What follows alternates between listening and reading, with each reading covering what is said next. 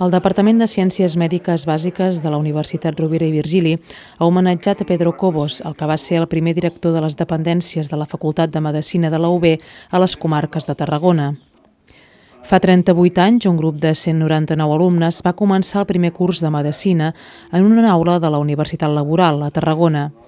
Aquest va ser l'embrió de l'actual Facultat de Medicina i Ciències de la Salut, que en aquell moment era una delegació de la UB, però que va arrencar amb la voluntat de tenir caràcter de permanència perquè es convertís en una facultat quan fos possible, un fet que es va produir l'any 1991 amb la creació de la URB.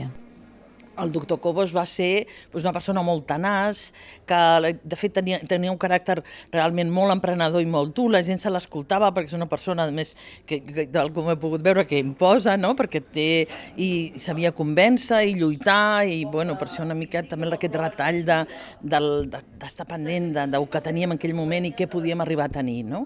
I anirà una mica més enllà d'aquesta idea d'una extensió, sinó d'una facultat sencera que pogués venir a les comarques de Tarragona. La força i el creure en un projecte i el mantenir tot aquest professorat de base, que sempre va ser com una pinya, és una de les coses més importants que va fer el doctor Cobos, crec jo. De tot aquest procés, dels canvis i de l'evolució, i també del futur d'aquests ensenyaments, se n'ha parlat durant l'acte d'homenatge al primer director d'aquestes dependències de la UB a Tarragona.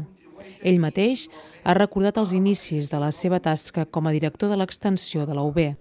A ver, por una parte era muy complicado. Además no tenías nada claro el resultado, pero por eso mismo pues era apasionante. Tenías que discutir con mucha gente, intentar convencer a mucha gente, no pelearte, porque entonces mal asunto, sino intentar convencerlos. Eso, apasionante es la palabra resumen. Teníamos un aula, claro, pero ten en cuenta que empezamos con un curso. O sea, el primer curso, lo que pasa es que, claro, el aula en la laboral, que está en las afueras de Tarragona, la secretaría en las de Químicas y Filosofía, en la Plaza Imperial Tarraco, y los laboratorios y algún despacho en Juan 23 detrás, en lo que era la Escuela de Enfermeras. Era incòmode. Uns anys després, i quan es buscava un local que pogués acollir el nombre creixent d'alumnes, la societat civil reusenca va comprar un magatzem de fruita seca que va passar a acollir les dependències, que encara avui formen part de la seu de la facultat. Los profesores, no tomábamos partido de si en Reus o en Tarragona, francamente nos importaba un pito.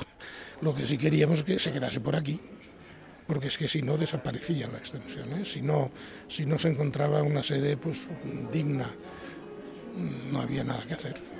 Durant l'acte d'homenatge ha signat el llibre d'honor de la facultat i s'ha descobert una placa a l'osteoteca del centre, recentment traslladada, que ja porta el nom de Pedro Cobos.